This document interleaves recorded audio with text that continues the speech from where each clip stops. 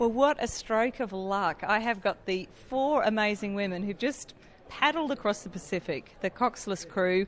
Can I ask you to introduce yourselves? I'm Meg. I'm Natalia. I'm Laura. And I'm Emma.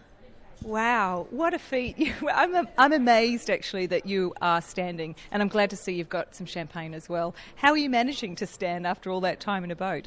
A little bit wobbly. I'm swaying with the waves, but there are no waves. So 9 months? It's been 9 months? Yeah, we left San Francisco in April, and we've been at sea for 257 days. Why?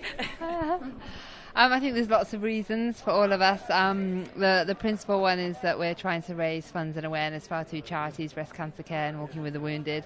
And we very much feel that although we may have crossed our literal Pacific, everyone has their own Pacific to cross and their own challenges that they're dealing with. So we're just trying to create a platform whereby everyone can sort of support one another and row together, really. And you're all still standing close together after 9 months. You're still speaking to each other?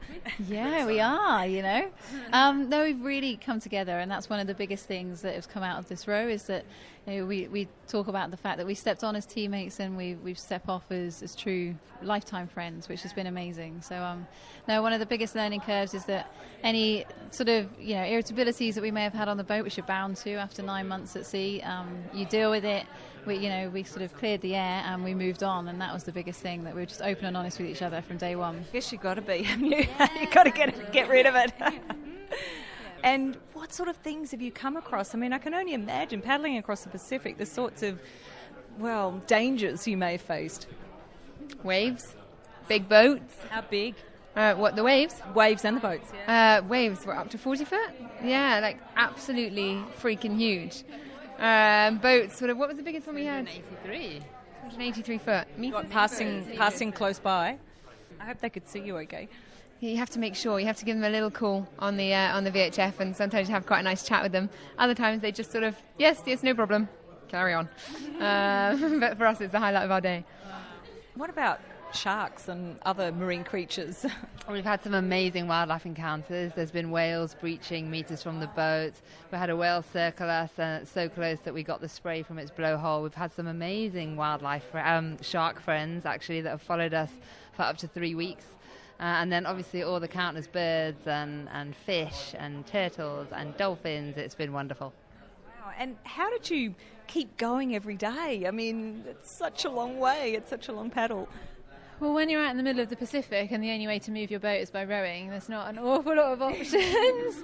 Whenever we were having a tough time, I think it didn't ever really happen that all of us were having a tough time at the same time. So the rest of the team kind of pulled together and would help get you through the difficult times when you really didn't want to get out on the oars.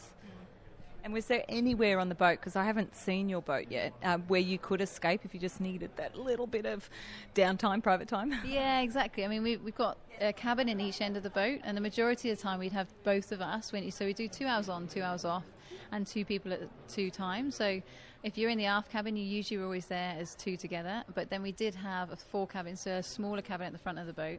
So occasionally we'd spend like a night shift, sleep shift in there, which suddenly, like the smallest space, suddenly just gives you a lot of space. It was really, really bizarre. And after 9 months, what are you most looking forward to today? Hummus. Hummus. Hummus, for those that don't understand what hummus is. Hummus.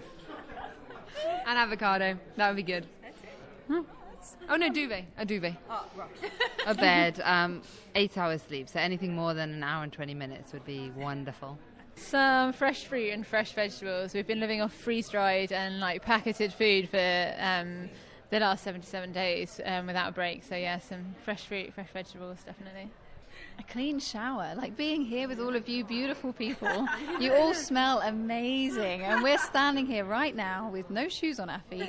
We've literally just stepped off the boat. We're salt encrusted. We haven't had a shower in 77 days, so I have no idea what